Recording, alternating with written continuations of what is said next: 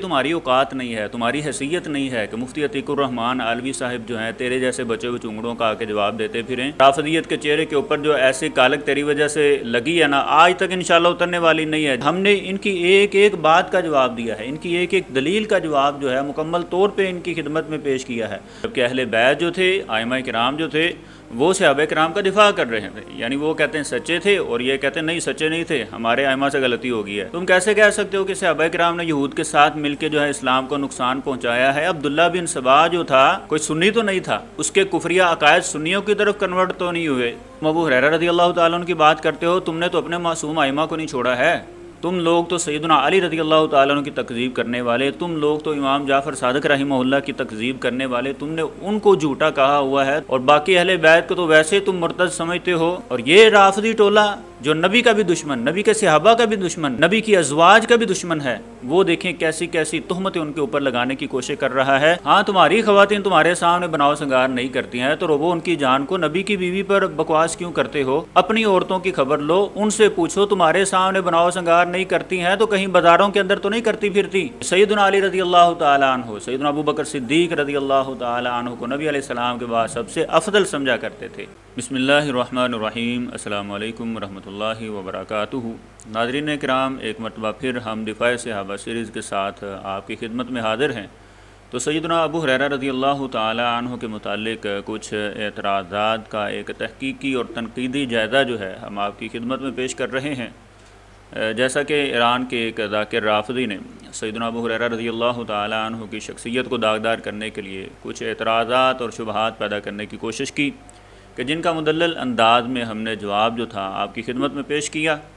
تو اب مزید جب اس بیچارے کے پاس دلائل ختم ہو گئے تو جواب دینے کی اس نے کوشش کی، اور صحابہ کرام کو بھی جناب تنقید کا نشانہ بنانا شروع کر دیا۔ ام المومنین سیدہ عائشہ رضی اللہ تعالی عنہا، ان کی بھی توہین کرنے کی جسارت کی۔ تو بتانا میں یہ چاہتا ہوں کہ جب ان کے پاس دلائل ختم ہو جائیں تو پھر ان کا آخری حربہ یہی ہوتا ہے کہ صحابہ کرام کے خلاف زبان درازی شروع کر دی جائے۔ تو بہرحال انشاءاللہ ان باتوں کا بھی آج جواب جو ہے ہم آپ کی خدمت میں پیش کریں گے، اور ثابت کریں گے کہ یہ لوگ صرف اور صرف صحابہ کرام کے گستاخ نہیں بلکہ اہل بیت کے بھی گستاخ ہیں۔ ان کی زبانوں سے سیدنا ابو ہریرہ رضی اللہ تعالیٰ عنہ کی ایک شخصیت تو کیا، اہل بیت بھی ان کی زبانوں سے محفوظ نہیں ہیں، باقی صحابہ کرام بھی ان کی زبانوں سے محفوظ نہیں ہیں۔ یہ لوگ تو اہل بیت کو اپنے ائمہ کی توہین کرنے والے، ان کو تکالیف دینے والے، ان کے اوپر جھوٹ کی تہمتیں لگانے والے جو تھے، آج انہی کی اولادیں جو ہیں کھڑی ہو کے دیگر صحابہ کرام کے اوپر اس طرح کی تہمتیں لگا رہی ہیں۔ تو چلیں ہم دیکھتے ہیں کہ اس نے کیا کہا ہے۔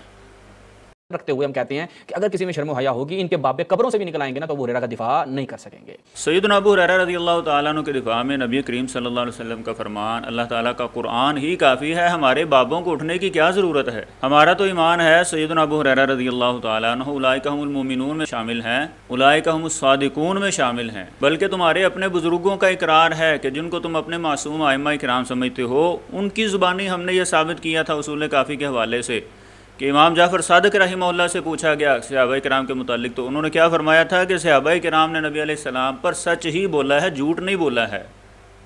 لیکن آج ان کے نام لیوا جو ان کا نام لے کر اپنی دکانداری چلا رہے ہیں، اپنا مذہب چلا رہے ہیں، آج وہ دیکھیں صحابہ کرام پر تنقید کرتے ہوئے نظر آ رہے ہیں، اپنے ائمہ کی تعلیمات کے الٹ عمل کرتے ہوئے نظر آ رہے ہیں، جبکہ اہل بیت جو تھے، ائمہ کرام جو تھے، وہ صحابہ کرام کا دفاع کر رہے تھے، یعنی وہ کہتے ہیں سچے تھے اور یہ کہتے ہیں نہیں سچے نہیں تھے، ہمارے ائمہ سے غلطی ہو گئی ہے۔ تو یہ حوالہ جو ہم نے پیش کیا تھا، اس کا اس رافضی نے آج تک جواب نہیں دیا۔ تو تمہارے جیسے رافضیوں کے لیے یہی کافی ہے، موتوا بغیظکم۔ آگے دیکھیں جی کیا کہتا ہے۔ وہ عتیق الرحمان علوی نے اس کو آگے کیا ہوا ہے، خود وہ چونکہ رسوا ہو کے جا چکا ہے۔ اس لیے کہ تمہاری اوقات نہیں ہے، تمہاری حیثیت نہیں ہے کہ مفتی عتیق الرحمان علوی صاحب جو ہیں تیرے جیسے بچے ہوئے چونگڑوں کا آ کے جواب دیتے پھریں۔ ایسے تو ہر کوئی نتھو خیرہ کھڑا ہو کے جو ہے مفتی صاحب کو چیلنج دیتا پھرے جی میرا جواب دیں۔ تو تمہاری حیثیت سب نے دیکھ لی تھی، جو مناظرے کے اندر تمہاری ہوئی ہے نا، رافضیت کے چہرے کے اوپر جو ایسی کالک تیری وجہ سے لگی ہے نا، آج تک انشاءاللہ اترنے والی نہیں ہے۔ جیسے مرضی ماتم کرتے پھرو، جیسے مرضی چیختے چلاتے پھرو، وہ کالک وہ سیاہ جانے والی نہیں ہے۔ کچھ تو پہلے ہی سیاہ تھے، بہرحال اس بیچارے کی وجہ سے وہ اور ذلیل خوار ہو گئے اور پھر سر جوڑ کے بیٹھے رہے جی اب کیا کیا جائے۔ تو جناب جھوٹی تسلیاں بچے کو دیتے رہے ہیں۔ تو اور پھر اس نے دیکھیں کیا کیا ہے، یہ بات تھی سیدنا ابو ہریرہ رضی اللہ تعالیٰ عنہ کے متعلق، اور 10-15 منٹ جو ہے جناب اسی کے اوپر لگا دیے. میرا مفتی صاحب کے ساتھ مناظرہ ہوا اور کہتا ہے جی میرے سوالوں کے انہوں نے جواب نہیں دیے, ایک حدیث پیش نہیں کی. ہم نے دیکھیں مکمل مناظرہ بھی اپنے چینل پر لگایا ہوا ہے اور ہائی لائٹ بھی لگائی ہوئی ہیں, یعنی اس مناظرے میں سے جو مختصر ہم نے کر کے وہ بھی جو ہے اپنے چینل کے اوپر اپلوڈ کیا ہوا ہے. اور مفتی صاحب نے اس مناظرے کے اندر ان کی ایک ایک بات کا جواب دیا ہوا ہے, اور یہ بیچارے ایسے علمی یتیم ہے کہ پورے مناظرے کے اندر ایک حسر ثابت نہیں کر سکے. اور اب کیا کہتا ہے ذرا وہ بھی سنیے. ہمارا کام ہی نہیں ہے کہ ہم آ کے حسر ثابت کریں, ہمارا کام ہے کہ اپنے مدعا پہ دلیل دینا. ہمارا مدعا تھا یہ 5 ہیں, حدیث میں فقط 5 ہیں. تمہارا کام ہی حسر ثابت کرنا نہیں تھا تو ان مناظرے کے اندر لینے کے آئے تھے؟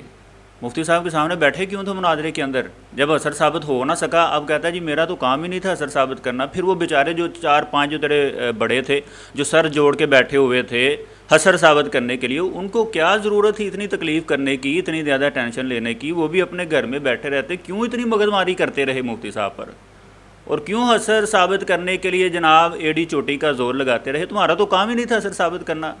تو کیسی یہ بیوقوفوں والی اس نے بات کی ہے. اب آگے دیکھیں جی کیا کہتا ہے. تم میں جرت نہیں ہوگی کہ دوبارہ مجھے کبھی جواب دو, کبھی دوبارہ چیلنج بھی نہیں کرنا.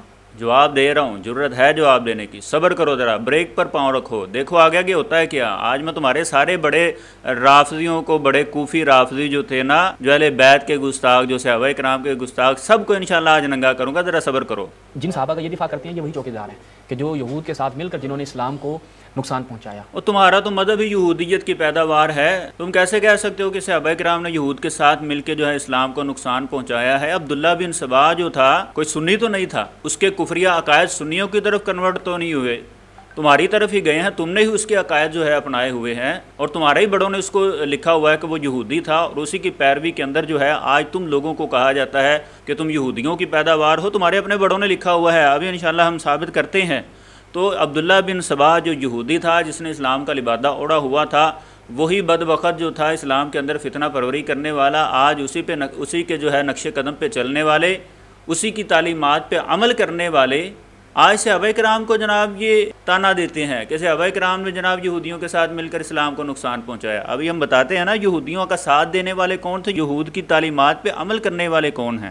اور یہ میں نہیں کہہ رہا, تمہارے بڑوں نے لکھا ہوا ہے. یہ دیکھیں فرق الشیعہ کتاب ہے, اس کے اندر کیا لکھا ہے. عبداللہ بن سبا کے متعلق ہوا اول من شہر القول بفرض امامت علی, کہ سیدنا علی رضی اللہ تعالی عنہ کی امامت کے متعلق فرضیت کا عقیدہ جو تھا عبداللہ بن سبا یہودی نے گڑھا تھا. آج دیکھ لیں سیدنا علی رضی اللہ تعالی عنہ کی امامت کی فرضیت کے کون قائل ہیں. اور اسی طرح یہ آپ کے سامنے ہے بہار الانوار, اس میں بھی یہی بات لکھی ہوئی ہے کہ عبداللہ بن سبا یہودی جو تھا یہ سیدنا علی رضی اللہ تعالیٰ عنہ کی امامت کی فرضیت کا قائل تھا, بلکہ یہ عقیدہ ہی اس نے گڑھا ہوا تھا. اور نیچے دیکھیں کیا لکھا ہوا ہے, بڑی مزیدار ایک بات ہے.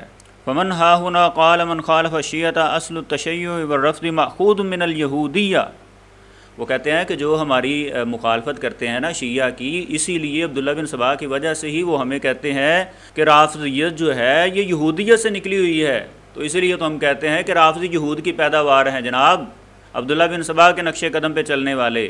اور یہ امامت کی بات لکھی ہوئی ہے, اور فرق الشیعہ کے اندر تو یہ بھی لکھا ہوا ہے سیدنا ابو بکر عمر رضی اللہ تعالیٰ عنہما, سیدنا عثمان رضی اللہ تعالیٰ عنہ پر تبرہ کیا کرتا تھا. سب و شتم کرنے والا یہی بندہ, آج اسی کے نقش قدم پہ چلنے والے, صحابہ کرام کے اوپر سب و شتم کرنے والے, ان کو جھوٹا کہنے والے, تان زنی کرنے والے, وہ کہتے ہیں جی صحابہ کرام نے یہودیوں کا ساتھ دیا ہے. تو یہودیوں کی پیداوار بھی تم لوگ ہو, ان کے نقش قدم پہ چلنے والے بھی تم لوگ ہو, ان کی تعلیمات پہ عمل کرنے والے بھی تم لوگ ہو, تیرے بڑوں نے لکھا ہوا ہے.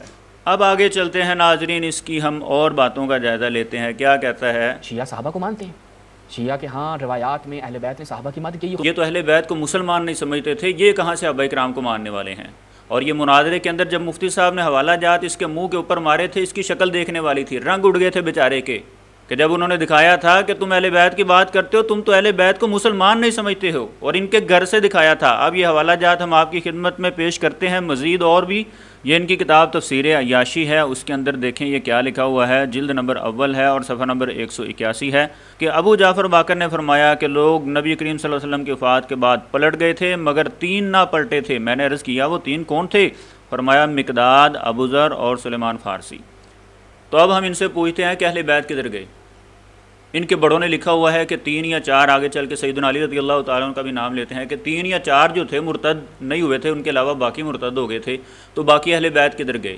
نبی علیہ السلام کے چچا سیدنا عباس کدھر گئے، سیدنا حسن و حسین رضی اللہ تعالیٰ عنہما کدھر گئے، اور ان کے علاوہ باقی بھی جو اہل بیت کے شخصیات ہیں وہ کدھر گئے سارے؟ کیا وہ بھی معادلہ مرتد ہو گئے تھے؟ اب آگے چلیں جی، یہی حوالہ جو ہے ان کی دوسری کتاب حیات القلوب کے اندر لکھا ہوا ہے۔ اس نے تو لکھا ہوا ہے ملا باقر مجلسی نے کہ بسند معتبر یہ بات ہے کہ جناب رسول اللہ صلی اللہ علیہ وسلم نے دنیا سے رحلت فرمائی، 4 اشخاص علی بن ابی طالب رضی اللہ تعالیٰ عنہ، مقداد، سلیمان اور ابو ذر کے سوا سب مرتد ہو گئے تھے۔ اور اسی طرح یہ تفسیر البرہان ہے، اس کے اندر بھی یہی روایت ہے، اور اس میں تو 3 کا تذکرہ ہے کہ مقداد، ابو ذر غفاری اور سلیمان فارسی جو تھے، یعنی سیدنا علی رضی اللہ تعالیٰ عنہ کو بھی شامل نہیں کیا یہاں پہ، اور آگے چل کر جو ہے 4 کو شامل کر لیا جی، علی رضی اللہ تعالیٰ عنہ بھی تھے۔ اچھا آگے چلیں، یہ الروضہ من الکافی، اس کے اندر بھی یہی روایت ہے کہ 3 کے علاوہ جو تھے سارے مرتد ہو گئے۔ الاختصاص کے اندر بھی یہی روایت کہ 3 کے علاوہ سارے مرتد ہو گئے تھے۔ اختبار معرفت الرجال کے اندر بھی یہی بات کہ 3 کے علاوہ سارے مرتد ہو گئے تھے۔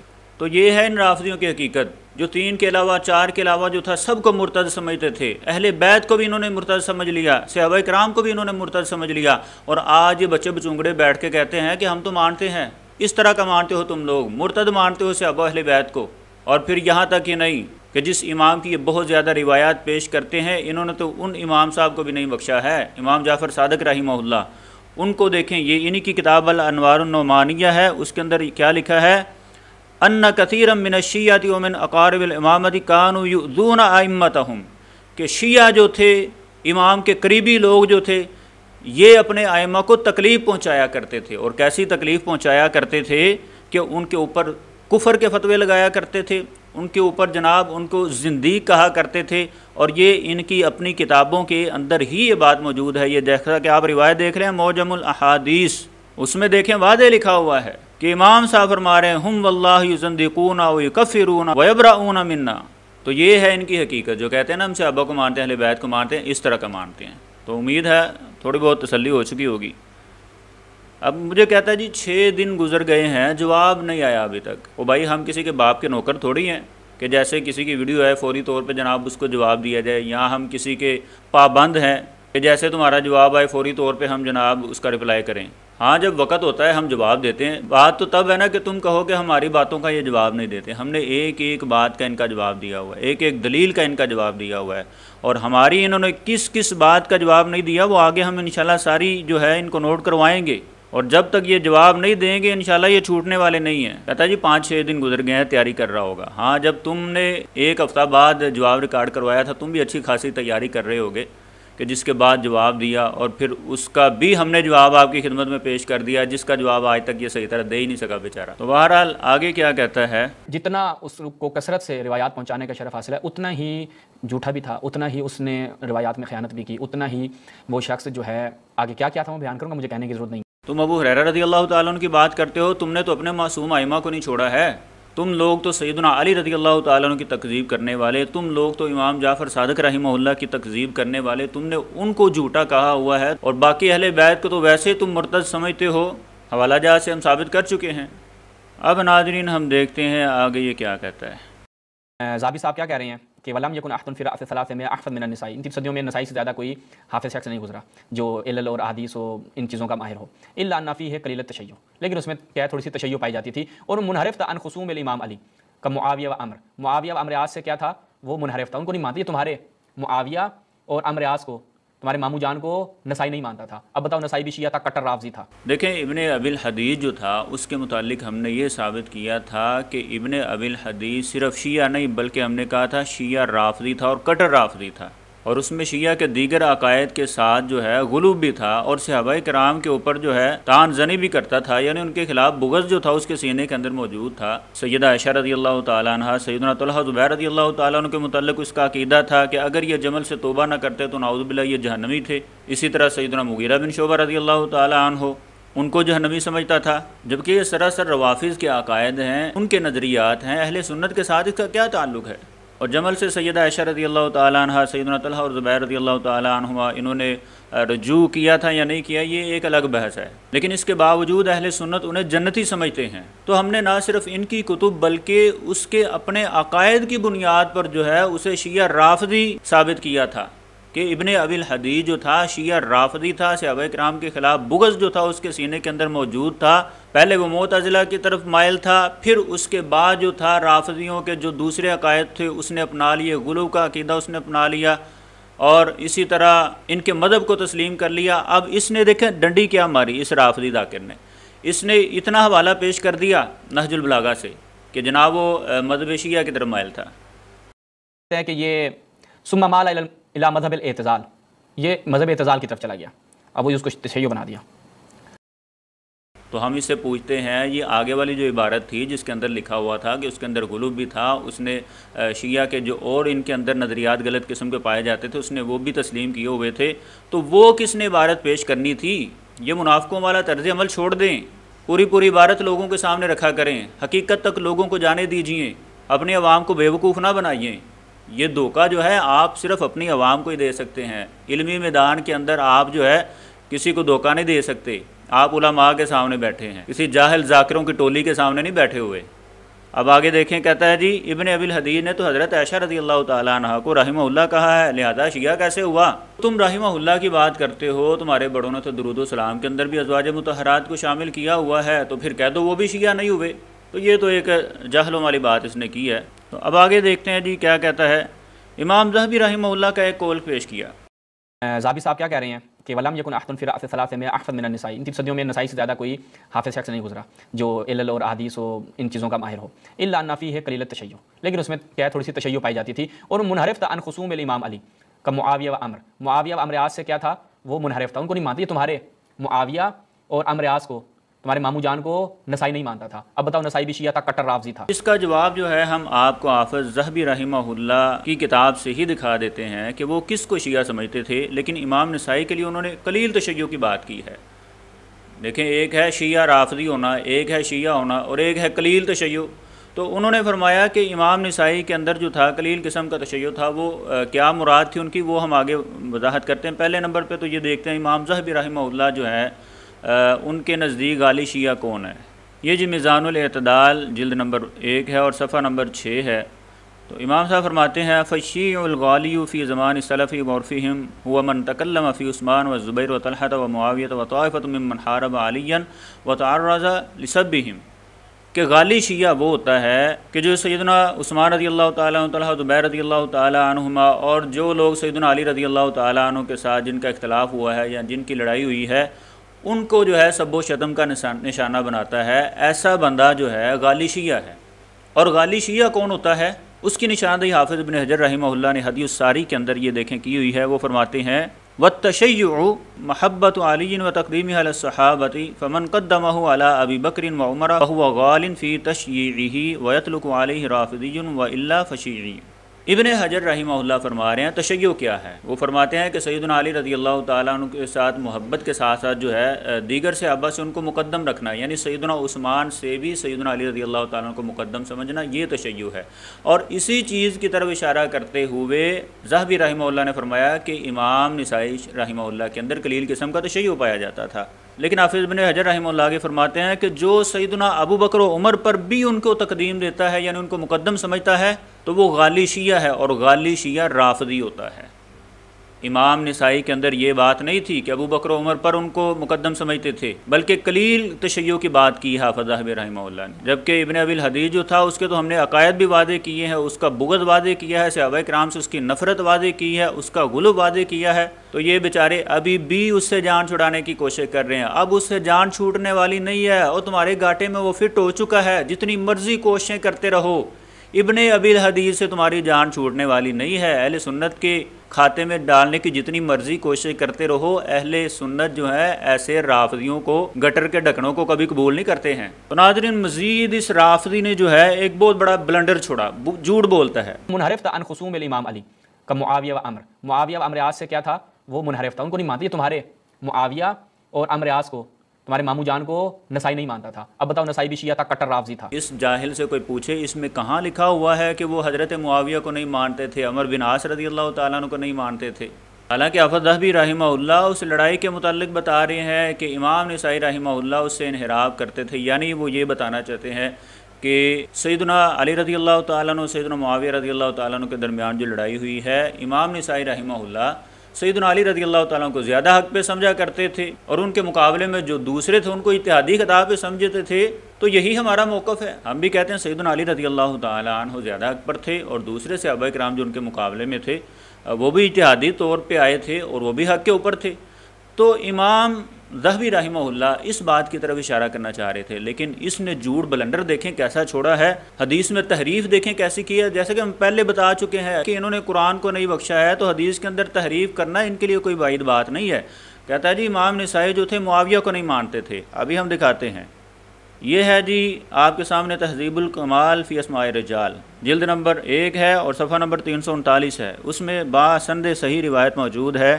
سئل ابو عبد الرحمن النسائی، امام نسائی رحمہ اللہ سے پوچھا گیا، ان معاویہ بن ابی سفیان صاحب رسول اللہ صلی اللہ علیہ وسلم فقال انما الاسلام قدار لها باب، سیدنا معاویہ رضی اللہ تعالیٰ عنہ کے متعلق امام نسائی رحمہ اللہ سے پوچھا گیا تو انہوں نے فرمایا کہ اسلام جو ہے ایک گھر کی مانند ہے، لہا باب، اس کا ایک دروازہ ہے، فباب الاسلام الصحابہ، تو اسلام کا دروازہ صحابہ کرام ہے، فمن عاد الصحابۃ انما اراد الاسلام، جو صحابہ کو تکلیف پہنچاتا ہے اس کا ارادہ اسلام کے اوپر ہوتا ہے، یعنی وہ اسلام کو نقصان پہنچانا چاہتا ہے۔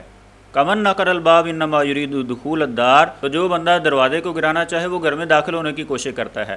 اور پھر کیا فرماتے ہیں، فمن اراد معاویۃ فانما اراد الصحابہ، تو جو معاویہ رضی اللہ تعالیٰ عنہ کے متعلق ارادہ کرتا ہے یعنی ان کی توہین کرنا چاہتا ہے، وہ اصل میں صحابہ کی توہین کرنا چاہتا ہے۔ یہ ہے امام نسائی رحمہ اللہ کا عقیدہ، یہ ہے امام نسائی رحمہ اللہ کی محبت سیدنا معاویہ رضی اللہ تعالیٰ عنہ سے۔ اور یہ آج کا بچہ بچونگڑا اٹھ کے کہتا ہے کہ امام نسائی معاویہ کو نہیں مانتے تھے، عمر بن عاص کو نہیں مانتے تھے۔ او بھائی ایسے جھوٹ، ایسی جھوٹی کہانیاں جو ہے، ایسی دھوکہ بازی تم اپنے لوگوں کو دے سکتے ہو، جاہل عوام کو تم بیوقوف بنا سکتے ہو، اہل علم کے سامنے تمہاری دال نہیں گلتی ہے، اہل علم کو تم دھوکہ نہیں دے سکتے ہو۔ تو دیکھیں کیسے یہ گھٹیا قسم کے لوگ ہیں، صحابہ کرام کو جھوٹا ثابت کرنے کے لیے خود جھوٹ بول رہے ہیں، یعنی خود ان کی اپنی اصلیت سب کے سامنے واضح ہو رہی ہے، ان کی دھوکہ بازیاں جو ہے سب کے سامنے واضح ہو رہی ہیں کہ صحابہ کو جھوٹا ثابت کرنے کے لیے اتنے بلنڈر چھوڑ رہے ہیں جناب۔ یہ ابھی حدیث معتزلی جو ہے وہ ابو بکر عمر کو خلیفہ بھی مانتا تھا، ان کو مقدم بھی مانتا تھا، کہتا ہے اس کے اگر کوئی ابو بکر عمر کو خلیفہ مانتا ہے وہ سنی بن جائے گا، وہ جاہل آدمی پھر وہ شیعہ بن جائے گا، کوئی عقل ہے یا نہیں ہے؟ دیکھیں کتنا بڑا جھوٹ بول رہا ہے، پھر جھوٹ کے اوپر جھوٹ۔ میرے متعلق کہتا ہے جی اس نے کہا جو ابو بکر عمر کے خلیفہ بھی مانتا ہو، اور کیا وہ سنی بن جائے گا؟ حالانکہ میں نے ایسی بات نہیں کی تھی، آپ خود سن لیجئے۔ کیا سنی ہونے کے لیے صرف ابو بکر رضی اللہ تعالیٰ عنہ کی خلافت کا ہونا ضروری ہے، یعنی ان کی خلافت کا قائل ہونا ضروری ہے؟ سنی ہونے کے لیے اہل سنت کے ساتھ اگر کوئی تعلق رکھنا چاہتا ہے تو اپنے عقائد کو درست کرنا پڑے گا، صرف خلافت کا قائل ہونا ضروری نہیں ہے۔ تو میں نے یہ کہا تھا سنی ہونے کے لیے صرف سیدنا ابو بکر رضی اللہ تعالیٰ عنہ کو خلیفہ سمجھنا کافی نہیں ہے، بلکہ اس کے ساتھ باقی جو لوازمات ہیں، باقی جو اصول و ضوابط ہیں، جو اہل سنت والے عقائد ہیں، ان کو بھی اختیار کرنا پڑے گا۔ تو اس نے پھر سے جھوٹ کے اوپر جھوٹ بولتے ہوئے ایک دھوکہ دینے کی کوشش کی، تو یہ ان لوگوں کی پرانی عادت سیئہ ہے۔ آگے کیا کہتا ہے، وہ جاہل آدمی پھر وہ شیعہ بن جائے گا، کوئی عقل ہے یا نہیں ہے؟ الحمدللہ ہمیں تو عقل ہے، جبکہ تم لوگ اپنے ائمہ کے بقول عقل مند نہیں ہو بلکہ جانوروں کی طرح ہو، اور یہ بات میری نہیں ہے، تمہارے اپنے بڑے خمینی نے لکھا ہوا ہے کہ ہم جانوروں کی طرح ہیں، حیوانات ہیں ہم۔ یہ دیکھیں آپ کے سامنے کتاب ہے جنود العقل والجہل خمینی کی۔ خمینی کیا کہتا ہے جی، وَنَحْنُ الْآنَ فِي دَرَجَةِ الْحَيَوَانَاتِ وَمَنْزِلِ الْبَهَائِمِ وَلَا نَعْرِفُ مِنْ حَقِيقَةِ الْإِيمَانِ۔ وہ کہتا ہے کہ ہم حیوانات کی طرح، جانوروں کی طرح ہیں، ہمیں تو ایمان کی حقیقت کا بھی نہیں پتہ، بلکہ میں تو کہتا ہوں جانور سے بھی بدتر ہو۔ اور جانور جو ہوتے ہیں ان کو تو تھوڑا بہت اپنے مالک کا حیا ہوتا ہے، تمہارے اندر تو وہ حیا بھی موجود نہیں ہے۔ تم نے تو اپنے نبی کے گھر والوں کو نہیں بخشا ہے، تم نے تو نبی کے صحابہ کو نہیں بخشا ہے، تو نہ تو تم لوگوں کو ایمان کی حقیقت کا پتہ ہے اور نہ ہی تمہارے اندر عقل ہے، کیونکہ تم جانوروں سے بھی بدتر لوگ ہو۔ پھر ناظرین مزید جو ہے کیا کہتا ہے، کوئی ایک دلیل ہے تم لوگوں کے پاس ابو بکر افضل ہے؟ ایک دلیل بھی ہے نہیں ہے نا، افضل ہے۔ اب مجھے کہتا ہے کہ کوئی دلیل ہے تمہارے پاس کہ علی ابو بکر کو افضل سمجھتے تھے؟ ہے جناب، ضرور ہے، تمہارے گھر سے بھی دکھاؤں گا، اپنے گھر سے بھی دکھاؤں گا، اور پوری تسلی کرواتا ہوں تمہیں کہ سیدنا علی رضی اللہ تعالیٰ عنہ، سیدنا ابو بکر صدیق رضی اللہ تعالیٰ عنہ کو نبی علیہ السلام کے بعد سب سے افضل سمجھا کرتے تھے، اور صحابہ کرام کا اجماع بھی ہے اس بات کے اوپر کہ تمام صحابہ کرام سیدنا ابو بکر رضی اللہ تعالیٰ عنہ کو نبی علیہ السلام کے بعد سب سے افضل سمجھا کرتے تھے۔ تم ایک دلیل کی بات کرتے ہو، ہم 3 پیش کرتے ہیں اور تمہارے گھر سے بھی دکھاتے ہیں۔ یہ صحیح بخاری ہے محمد بن حنفیہ رحمہ اللہ فرماتے ہیں قلت لأبی، میں نے اپنے باپ سیدنا علی رضی اللہ تعالیٰ عنہ سے پوچھا ای الناس خیر بعد رسول اللہ صلی اللہ علیہ وسلم قال ابو بکر قلت ثم من قال ثم عمر۔ محمد بن حنفیہ رحمہ اللہ، یہ صحیح بخاری کی روایت ہے، وہ اپنے باپ سے پوچھ رہے ہیں سیدنا علی رضی اللہ تعالیٰ عنہ سے کہ نبی علیہ السلام کے بعد سب سے بہتر کون ہے؟ انہوں نے فرمایا کہ ابو بکر ہیں، پھر ان کے بعد سیدنا عمر رضی اللہ تعالیٰ عنہ ہیں۔ تم ابو بکر کی بات کرتے ہو، وہ تو سیدنا عمر کو بھی اپنے سے افضل سمجھتے تھے، اور یہ بات ان کی اپنی کتاب کے اندر بھی موجود ہے، یہ تلخیص الشافی ہے، اس کے اندر دیکھیں سیدنا علی رضی اللہ تعالیٰ عنہ خطبے کے اندر کیا فرماتے ہیں وَخَيْرُ هَذِهِ الْأُمَّةِ بَعْدَ نَبِيِّهَا ابو بکر وعمر، کہ اس امت میں نبی علیہ السلام کے بعد سب سے افضل ابو بکر اور عمر ہیں۔ اور اسی طرح الشافی کے اندر بھی یہی بات موجود ہے ان خیر هذه الامه بعد نبیها ابو بکر وعمر۔ تو یہ ایک دلیل کی بات کر رہا تھا، ہم نے 3 دلیلیں جو ہے اس کے سامنے پیش کر دیں، ایک ہم نے صحیح بخاری سے دکھائی ہے اور 2 دلیلیں ان کے اپنے گھر سے دکھا دی ہیں۔ پھر اسی طرح ناظرین ہم نے اسے یہ چیلنج دیا تھا کہ اس رافضی ذاکر نے صحیح مسلم سے ایک روایت پیش کی تھی کہ صحابہ کرام جو تھے سیدنا ابو ہریرہ کو جھوٹا کہا کرتے تھے۔ ہم نے کہا تھا کہ تجھے چیلنج ہے اس روایت سے دکھاؤ کہ سیدنا ابو ہریرہ رضی اللہ تعالیٰ عنہ صحابہ سے مخاطب تھے، یا اس روایت میں کہاں لکھا ہے کہ صحابہ کرام سیدنا ابو ہریرہ رضی اللہ تعالیٰ عنہ کو جھوٹا کہہ رہے تھے۔ تو اب اس روایت سے تو بیچارہ صحابہ کا نام دکھا نہ سکا، تو کچھ شروحات سے اور فتح الباری سے یہ ثابت کرنے کی کوشش کی کہ صحابہ ان کو جھوٹا سمجھتے تھے، حالانکہ ان سے بھی اس موقع پر صحابہ کرام کا ابو ہریرہ رضی اللہ تعالیٰ عنہ کو جھوٹا کہنا یا ابو ہریرہ رضی اللہ تعالیٰ عنہ کا صحابہ کرام کو مخاطب ہونا ثابت ہی نہیں ہو رہا، اس میں تو بات ہی الگ ہے۔ اور یہ ثابت کیا کر رہا ہے کہ صحابہ کرام ابو ہریرہ رضی اللہ تعالیٰ عنہ کو جھوٹا سمجھتے ہیں۔ کہتا ہے جی وہ شرح سنن النسائی میں ہے کہ آپ کے کسی عالم نے لکھا ہے کہ ابو ہریرہ لوگوں سے اس لیے کہہ رہے تھے کیونکہ انہوں نے عائشہ رضی اللہ تعالیٰ عنہ کا جو ہے انکار سن رکھا تھا۔ تو کیا اس سے یہ ثابت ہوتا ہے کہ صحابہ کرام ابو ہریرہ رضی اللہ تعالیٰ عنہ کو جھوٹا کہتے تھے؟ کیسے کیسے نمونے رافضیوں نے جو ہے ہمارے مقابلے میں چھوڑے ہوئے ہیں۔ ان میں تو سیدنا ابو ہریرہ رضی اللہ تعالیٰ عنہ سیدہ عائشہ رضی اللہ تعالیٰ عنہ کا ایک اجتہادی اور فقہی اختلاف کا تذکرہ تھا۔ اب وہ مسئلہ کیا تھا کہ ابو ہریرہ رضی اللہ تعالیٰ عنہ ایک حدیث سنایا کرتے تھے کہ نبی علیہ السلام نے جو ہے ایک جوتے کے اندر چلنے سے منع فرمایا ہے، تو سیدہ عائشہ رضی اللہ تعالیٰ عنہ ان کا موقف اس کے الگ تھا، یعنی ایک فقہی اور اجتہادی ان کا آپس میں اختلاف تھا، جس کو بنیاد بنا کر انہوں نے کہہ دیا جی وہ جو تھے ابو ہریرہ رضی اللہ تعالیٰ عنہ کو جھوٹا سمجھا کرتے تھے۔ ایسے تو تمہارے سارے ائمہ جھوٹے ثابت ہو جائیں گے، تم جو یہ اجتہادی اختلافات کو بنیاد بنا کر انہیں جھوٹا ثابت کرنے کی کوشش کر رہے ہو۔ تمہارے ائمہ کرام میں تو امام ابو حنیفہ امام شافعی سے بھی زیادہ اختلافات پایا جاتا تھا، اور اسی طرح ایک ایک مسئلے کے اندر 20 30 اقوال ان کے ملتے ہیں، اور یہ باتیں تمہارے اپنوں نے تسلیم کی ہوئی ہیں۔ تو جناب اجتہادی اختلافات کی بنا پر اگر تم صحابہ کرام کو جھوٹا ثابت کرو گے تو پھر اس طرح تو تم لوگ اپنے کسی امام کو بھی نہیں بچا سکو گے۔ اب لگاؤ ان پر بھی جھوٹا ہونے کا فتویٰ، جیسا کہ تمہارے بڑے یہ کام کرتے رہے ہیں، اپنے ائمہ کرام کو جھوٹا کہتے رہے ہیں۔ تو ایک اجتہادی اختلاف ہو اما عائشہ رضی اللہ تعالیٰ عنہ کے درمیان اور ابو ہریرہ رضی اللہ تعالیٰ عنہ کے درمیان تو وہ جھوٹے، اور اسی طرح اجتہادی اختلاف ہو تمہارے ائمہ کے درمیان تو سب ہی سچے۔ واہ رافضیو، کیسی عجیب و غریب مخلوق جو ہے ہمارے مقابلے کے اندر آئی ہوئی ہے۔ اور پھر جناب اس طرح میں ان کا ایک اور جھوٹ آپ کے سامنے واضح کرنا چاہتا ہوں۔ یہ جو آج تک روایت پیش کر رہا تھا صحیح مسلم کی کہ حضرت ابو ہریرہ جو تھے وہ مخاطب تھے صحابہ کرام سے، صحابہ کرام ان کو جھوٹا سمجھا کرتے تھے، فتح الباری سے دکھانے کی کوشش کی، اس میں بھی یہ بات موجود نہیں ہے، شرح سنن نسائی سے دکھانے کی کوشش کی، اس سے بھی یہ ثابت نہیں کر سکا۔ اب میں آپ کو واضح الفاظ سے بتاتا ہوں، دکھاتا ہوں کہ کون لوگ تھے جو سیدنا ابو ہریرہ رضی اللہ تعالیٰ عنہ کو جھوٹا سمجھا کرتے تھے۔ اب اسی طرح کی صحیح مسلم والی جو اس نے روایت پیش کی، اسی طرح کی ایک روایت سنن نسائی کے اندر بھی موجود ہے کہ سیدنا ابو ہریرہ رضی اللہ تعالیٰ عنہ یضرب بیدہ علی جبہتہ، کہ اپنے پیشانی پر انہوں نے ہاتھ مارا اور ساتھ کیا فرماتے ہیں، یقول یا اہل العراق، اے اہل عراق، تزعمون انی اکذب علی رسول اللہ، کہ تم لوگ یہ خیال کرتے ہو، یہ سمجھتے ہو کہ میں رسول اللہ پر جھوٹ بولتا ہوں۔ یعنی کام کرتوت ان کے بڑوں کے تھے، پروپیگنڈا ان کے بڑوں کا تھا، کوفیوں کا تھا، کہ جنہوں نے اپنے ائمہ کی تکذیب کی، سیدنا علی کی تکذیب کی، سیدنا جعفر صادق کی تکذیب کی، اور سیدنا ابو ہریرہ کی بھی تکذیب کر رہے ہیں۔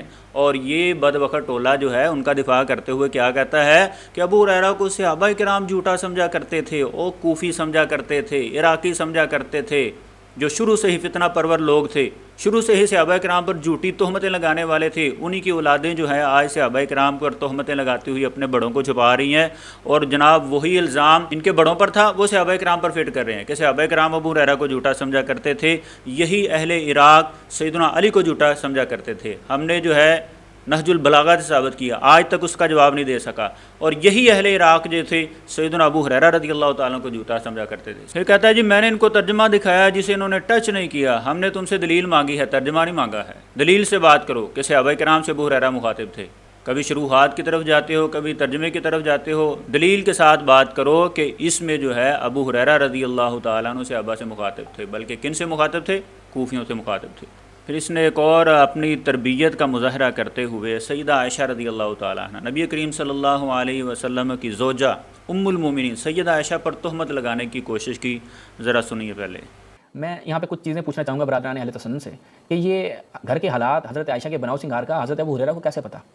اب اس کی کچھ وجوہات ہو سکتی ہیں۔ حضرت عائشہ یا تو آتی تھی بناؤ سنگار میں لوگوں کے سامنے، لوگوں کو پتہ چل جاتا تھا، یا پھر کوئی باہر سے لوگ جاتے تھے اجنبی قسم کے حضرت عائشہ کے پاس، تو باہر آ کے خبر دیتے تھے کہ حضرت عائشہ تیار شہروں کے گھوم پھر رہی ہیں۔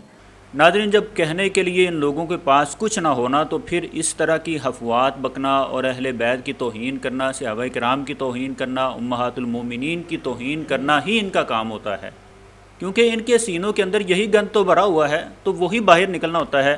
میں اس ذاکر سے پوچھتا ہوں، کیا عورت اپنے گھر کے اندر اپنے خاوند کے سامنے جو ہے اپنے خاوند کے لیے بناؤ سنگار نہیں کرتی ہے؟ اور سیدہ عائشہ رضی اللہ تعالیٰ عنہ سے تو نبی کریم صلی اللہ علیہ وسلم کو محبت ہی بہت زیادہ تھی، اور یہ رافضی ٹولہ جو نبی کا بھی دشمن، نبی کے صحابہ کا بھی دشمن، نبی کی ازواج کا بھی دشمن ہے، وہ دیکھیں کیسی کیسی تہمتیں ان کے اوپر لگانے کی کوشش کر رہا ہے، اور کہتا ہے کہ یہاں تو وہ خود باہر آتی تھی یا باہر سے لوگ ان کے پاس جایا کرتے تھے، نعوذ باللہ۔ تو یہ تو ایک اچھی خاتون کی نشانی ہے جو اپنے گھر کے اندر جو ہے اپنے خاوند کے سامنے بناؤ سنگار کرتی ہے۔ ہاں، تمہاری خواتین تمہارے سامنے بناؤ سنگار نہیں کرتی ہیں تو روبو ان کی جان کو، نبی کی بیوی پر بکواس کیوں کرتے ہو؟ اپنی عورتوں کی خبر لو، ان سے پوچھو تمہارے سامنے بناؤ سنگار نہیں کرتی ہیں تو کہیں بازاروں کے اندر تو نہیں کرتی پھرتی، کہیں لوگوں کو تو نہیں اپنے منہ دکھاتی پھرتی، ان کی خبر لو، اپنے گھر کی خبر لو۔ نبی کی بیوی پہ کیوں بکواس کرتے ہو؟ ان پہ تہمتیں لگانے کی کیوں کوشش کرتے ہو؟ تو نبی کی بیوی پر بات کرنے سے پہلے اپنی گھر والیوں کی خبر لو، کہیں وہ بھی متع والے عظیم عمل میں تو نہیں حصہ لے رہی ہیں۔ تو جناب جیسا پھر سوال ہوگا اسی طرح کا ہم جواب دیں گے، یعنی جیسا منہ ہوگا ویسے ہی چپیڑ ملے گی آگے سے۔ تو اس روایت کے اندر یہ مستدرک حاکم والی جو اس نے روایت پیش کی، تو اس میں بھی دیکھیں سیدہ عائشہ نے سیدنا ابو ہریرہ رضی اللہ تعالیٰ عنہ سے سوالیہ انداز کے اندر پوچھا ہے کہ تم زیادہ روایات ہم سے کیوں بیان کرتے ہو؟ تو انہوں نے فرما دی، آگے سے وضاحت پیش کر دی کہ آپ جو ہے نبی علیہ السلام کے گھر میں ہوتی ہیں، آپ بناؤ سنگار میں بھی مصروف ہوتی ہیں، اور معاملات گھر کے جو ہوتے ہیں تو میں تو نبی علیہ السلام کے ساتھ باہر بھی ہوتا ہوں، اس لیے میں زیادہ معاملات جو ہیں آپ علیہ السلام کے باہر والے جو ہیں وہ ڈسکس کرتا ہوں، لوگوں کو بتاتا ہوں۔ تو سیدہ عائشہ رضی اللہ تعالیٰ عنہ ان سے سوال کیا، انہوں نے آگے سے وضاحت پیش کر دی۔ اب اس سے یہ کیسے ثابت ہوتا ہے کہ ابو ہریرہ رضی اللہ تعالیٰ عنہ نبی علیہ السلام کی طرف جھوٹی باتیں منسوب کیا کرتے تھے؟ تو یہ حال ہے اس بے عقل قوم کا۔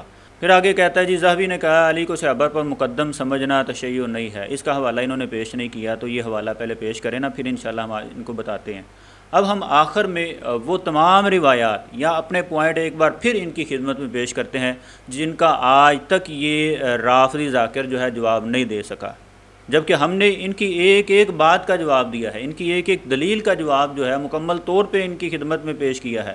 ہم نے پہلے نمبر پہ دکھایا تھا، یہ کہتے تھے جی لوگ ابو ہریرہ کو جھوٹا سمجھتے تھے لہذا ابو ہریرہ جھوٹے ہوئے۔ ہم نے دکھایا ان کی کتاب سے کہ تمہارے لوگ، تمہارے بڑے جو تھے، تمہارے آباء و اجداد جو تھے، وہ تو سیدنا علی رضی اللہ تعالیٰ عنہ کو بھی جھوٹا سمجھتے تھے، تو نعوذ باللہ کیا حضرت علی کو بھی جھوٹا کہو گے؟ انہوں نے جواب نہیں دیا۔ پھر ہم نے انہی کی کتابوں سے ثابت کیا کہ جعفر صادق رحمہ اللہ کو بھی تمہارے بڑے جو تھے جھوٹا کہا کرتے تھے، تو کیا جعفر صادق رحمہ اللہ کو بھی جھوٹا کہو گے؟ جواب نہیں آیا۔ پھر اسی طرح ہم نے اصول کافی سے دکھایا کہ جعفر صادق رحمہ اللہ فرماتے ہیں کہ صحابہ کرام نے سچ بولا ہے، جبکہ آج کے رافضی جو ہیں وہ کہتے ہیں کہ صحابہ کرام جھوٹ بولا کرتے تھے، اس بات کا بھی انہوں نے جواب نہیں دیا۔ ائمہ کرام کے اجتہاد کی بات ہوئی، اجتہادی مسائل کو بنیاد بنا کر یہ کہتے ہیں صحابہ کرام ایک دوسرے پر جھوٹی تہمتیں لگایا کرتے تھے، جھوٹ کا الزام لگایا کرتے تھے، جھوٹ بولتے تھے۔ ہم نے بتایا کہ تمہارے ائمہ کا بھی آپس میں اجتہادی اختلاف ہوا ہے، اس بات کا بھی جواب نہیں آیا۔ اور پھر ہم نے سیدنا عباس رضی اللہ تعالیٰ عنہ سے ثابت کیا کہ انہوں نے بھی سیدنا علی رضی اللہ تعالیٰ عنہ کے متعلق کہا تھا ھذا الکاذب الغادر العاصم الخائن، کہ اگر الفاظ پر ہی رہنا ہے تو پھر تمہیں یہ بھی بات تسلیم کرنی ہوگی کہ اہل بیت سیدنا علی رضی اللہ تعالیٰ عنہ کے متعلق کیا فرما رہے ہیں۔ تو اس بات کا بھی ابھی تک جواب نہیں دے سکے۔ تو اس رافضی سے ہم پوچھتے ہیں کہ ان کے جواب جو ہے کیا تمہارے بڑوں نے قبروں سے آ کر دینے ہیں؟ اگر ہمارا جواب دینے کا اتنا ہی شوق ہے نا تو ان باتوں کے جواب بھی دیا کرو، ڈنڈی مار کے جھوٹ مار کے جو ہے اپنے آپ کو بچانے کی کوشش نہ کرو۔ تو ناظرین، یہ ہے ان لوگوں کی حقیقت کہ جو صحابہ کرام کی سیرت کو داغدار کرنے کے لیے دیکھیں کہاں تک یہ جاتے ہیں، اور جھوٹ بھی بولنا پڑے، اہل بیت کی توہین کرنی پڑے، یہ سب کچھ کر سکتے ہیں صحابہ کرام کی توہین کرنے کے لیے۔ تو ان رافضیوں سے ہم کہتے ہیں کہ جتنا مرضی زور لگا لیں، صحابہ کرام کی شان و عظمت کل بھی سب سے بلند و بالا تھی، آج بھی سب سے بلند و بالا ہے، قیامت تک سب سے بلند و بالا رہے گی، اور ان کے دشمن جو ہیں ذلیل و خوار ہوتے رہیں گے۔